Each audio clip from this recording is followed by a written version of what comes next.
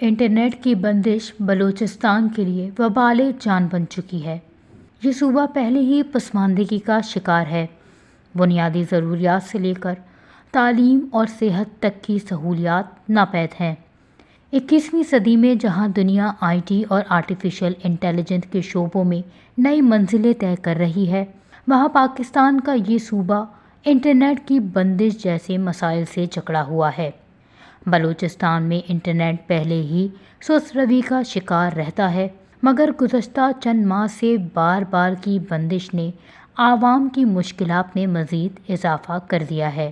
حکام کے مطابق امن و امان کی صورتحال کے پیش نظر ہر اہم موقع پر انٹرنیٹ سروس معطل کی جاتی ہے، لیکن سوال یہ ہے کہ ایسا رویہ صرف بلوچستان کے ساتھ ہی کیوں اختیار کیا جاتا ہے؟ انٹرنیٹ کی معطلی نے طلباء، کاروباری حضرات اور عام شہریوں کی زندگیوں پر براہ راست منفی اثرات ڈالے ہیں۔ طلباء آن لائن کلاسز اور امتحانات سے محروم رہتے ہیں، جبکہ کاروباری طبقہ ڈیجیٹل مارکیٹ سے کٹ کر رہ گیا ہے۔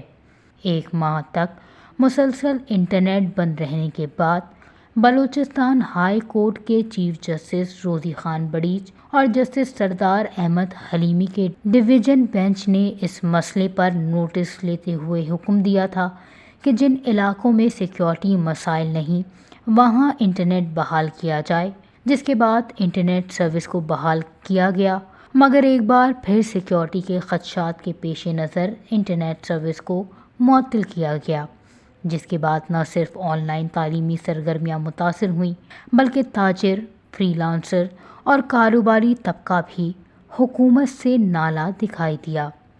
دوسری جانب سیکیورٹی حالات کو مد نظر رکھتے ہوئے سفری سہولیات جیسے ٹرین سروس اور بس سروس کو بھی معطل کر دیا جاتا ہے۔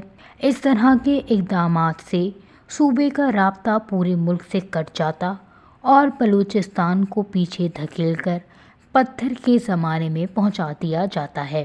اس طرح کی بندشوں کے باوجود بھی بلوچستان میں دہشت گردی کے واقعات رونما ہو رہے ہیں اور امن و امان کی صورتحال بھی مخدوش ہے۔ شہریوں نے مطالبہ کیا ہے کہ انٹرنیٹ اور ٹرانسپورٹ سروسز کو مستقل بنیادوں پر بحال رکھا جائے تاکہ روزمرہ کی زندگی متاثر نہ ہو۔ صوبے میں برقرار کشیدہ صورتحال کے لیے متبادل راستہ اپنایا جائے۔ بلوچستان کو بھی دیگر صوبوں کی طرح برابری کی سہولتیں فراہم کی جائیں اور انٹرنیٹ تک بلا تعطیل رسائی یقینی بنائی جائے۔